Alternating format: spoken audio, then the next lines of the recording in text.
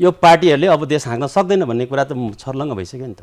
नेपालको यो भ्रष्टाचार चाहिँ पार्टीको जग होइन भ्रष्ट छ, त्यसलाई गर्न नेपालका यी राजनीतिक राष्ट्रिय पार्टीहरू विघटन गर्नुपर्छ, कर्मचारी युनियनहरू पनि खारेज गर्नुपर्छ। तेस्रो कुरो के छ भने निर्वाचन प्रणाली फेरिदिउँ। अब कांग्रेसले सकेन, एमाले सकेन, माओवादीले सकेन भने अब के नयाँ दर्ता भएका दल र त्यो नयाँ अनुहारले चाहिँ के देश चलाउन सक्ला त? अब सक्छ, एकदम मजाले सक्छ। किनभने कुनै पनि पार्टीले 3 पटकसम्म चुनावमा गएको सन्दर्भमा त्यो पुरानो हुन्छ, त्यसलाई विघटन गर्नुपर्छ। ठुला पार्टीहरू त रिसाउनु नै भयो अब भिक्षुसँग।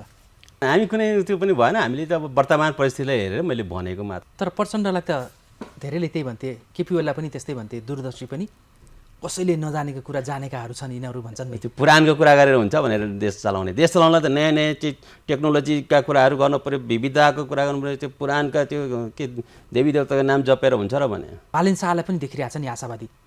बालेन शाहले झन् उहाँ चाहिँ अब उहाँको भविष्य अन्धकार भयो। तपाईँले चाहिँ सपना देखायो हो कुलमान घिसिङको नेतृत्वमा?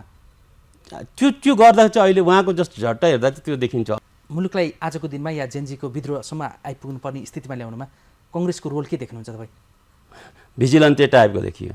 अब नेकपा एमाले प्रधानमन्त्री भने तर अहिले सिङ्गो नेकपा एमालेलाई आइसियुमा पुर्याइदियो। नेकपा एमाले, नेकपा माओवादी, नेपाली काङ्ग्रेसका सदस्यहरूले पार्टी सदस्य त्याग्नुपर्ने, धमाधम भक्काभक फटाफट पार्टी सदस्य त्यागेर हिँड्नुपर्ने।